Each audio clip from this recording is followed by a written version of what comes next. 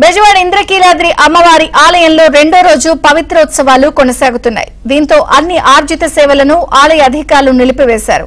ప్రతి ఏడాది శ్రావణ మాసంలో పవిత్రోత్సవాలు అత్యంత వైభవంగా నిర్వహిస్తారు. అమ్మవారి మూల విరాట్ తో పాటు ఆలయంలోని దేవతామూర్తులు అన్నిటికీ పవిత్ర ఉత్సవాల సమర్పణ చేశారు. ఇంద్రకీలాద్రిపై జరుగుతున్న పవిత్రోత్సవాలపై మరింత సమాచారం మా ప్రతినిధి లీలా అందిస్తారు. లీలా. ఇంద్రకీలాద్రి అమ్మవారి ఆలయంలో అత్యంత వైభవపేతంగా పవిత్రోత్సవ కార్యక్రమాలని నిర్వహిస్తున్నారు. అయితే ప్రతి ఏడాది కూడా శ్రావణ మాసంలో ఈ పవిత్రోత్సవాలు నిర్వహిస్తారు. అసలు ఎందుకు పవిత్రోత్సవాలు నిర్వహిస్తారని మనతో మాట్లాడడానికి ఆలయ ప్రధాన అర్చకుల వారు శంకర్ శాండిల్యావ్ గారు మనతో ఉన్నారు. వారితో ఒకసారి మాట్లాడదాం. గురువు గారు నమస్తేనండి. ఆలయంలో ప్రతి ఏడాది శ్రావణ మాసంలో ఈ పవిత్రోత్సవ కార్యక్రమాలను ఎందుకు నిర్వహిస్తారు? జయ దుర్గా భవాని. శ్రీ దుర్గామల్లేశ్వర స్వామి దేవస్థానం ప్రతి సంవత్సరం కూడా శ్రావణ మాసంలో 3 రోజుల పాటు, అంటే త్రయోదశి, చతుర్దశి, పౌర్ణమి, ఈ 3 రోజుల పాటు అత్యంత వైభవపేతంగా పవిత్రోత్సవాలు నిర్వహించడం జరుగుతుంది. ఈ పవిత్రోత్సవాలు ఎందుకంటే ప్రతి రోజు కూడా మనం 365 రోజులు ప్రతి దేవాలయంలో కూడా అనేక రకాలైనటువంటి అస్పృశ్య దోషాలని పోగొట్టడం కోసమని మనకి పూర్వీకులు పండితులు అందరూ కూడా ఈ యొక్క పవిత్రోత్సవ కార్యక్రమాన్ని నిర్వహించాలని నిర్ణయించారు.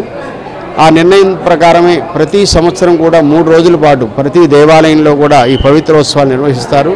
దాని యొక్క భాగంగానే ఈ దేవాలయంలో కూడా ఉన్న త్రయోదశి రోజున ప్రారంభమైంది. పౌర్ణమి ఈరోజు, ఈరోజు 3వ రోజు. అలాగే రేపు పూర్ణాహుతితోటి ఈ కార్యక్రమం ముగుస్తుంది. ప్రతి ఒక్కరు కూడా ఈ పవిత్రోత్సవాల్లో, అంటే మనుష్యులకే కాదు భగవంతుడికి కూడా అపవిత్రం అనేది కలుగుతుంది. ఆ అపవిత్రం జరిగేటప్పుడు ఏంటంటే మనకి ఎన్నో దోషాలు తగులుతుంటాయి. ఆ దోషాలు పోగొట్టడం కోసమని ఈ యొక్క పవిత్రోత్సవ కార్యక్రమాన్ని నిర్వహిస్తారు. దీంతో మన దేవాలయంలో ఎప్పుడైతే జరుగుతుందో దాంతో ఈ దేశం కూడా చక్కగా పవిత్రంగా ఉండి ఎటువంటి అవయోగాలు లేకుండా ఈ దేశం అంతా కూడా బాగుంటుంది. అలాగే అమ్మవారి యొక్క అనుగ్రహంతో ప్రతి ఒక్కరు కూడా శుభయోగం కలిగి అమ్మవారి ఆశీస్సులు లభిస్తుంటాయి. ఈరోజు పౌర్ణమి చేత అమ్మవారికి ప్రత్యేకమైనటువంటి అలంకారం, అంటే స్వర్ణ కవచాలంకృత దుర్గాదేవిగా అమ్మవారిని అలంకరించడం జరుగుతుంది. కాబట్టి భక్తులందరికీ కూడా ఈ పవిత్రోత్సవ సందర్భంగా ప్రతి ఒక్కరికి అమ్మవారి శుభ ఆశీస్సులు. ఈరోజు పౌర్ణమి సందర్భంగా ప్రత్యేకమైనటువంటి కార్యక్రమాలు, ఈ 3 రోజుల పాటు ప్రత్యేకంగా అమ్మవారికి ఈ విశేషమైనటువంటి హోమాలు, అలాగే మంత్ర హవనాలు ఇవన్నీ కూడా జరుగుతాయి. కాబట్టి భక్తులందరికీ కూడా అమ్మవారి యొక్క శుభ ఆశీస్సులు అందజేస్తున్నాము. జయ దుర్గా భవాని. అయితే చూడొచ్చు, ఆలయంలో ఉన్నటువంటి ఉత్సవ ప్రతిమూర్తులకి, అంటే ఉత్సవ మూర్తులందరికీ కూడా ఈ పవిత్రాలను సమర్పిస్తూ ఉంటారు. ఇక్కడ ఉన్నటువంటి దేవతామూర్తులకు కూడా చూడొచ్చు, దేవతామూర్తులకి కూడా ఇక్కడ పవిత్రాలను సమర్పించారు. అలాగే ఆలయంలో ప్రతి ఏడాది కూడా అత్యంత వైభవప్రదంగా వరలక్ష్మి వ్రతాన్ని ఆచరిస్తూ ఉంటారు.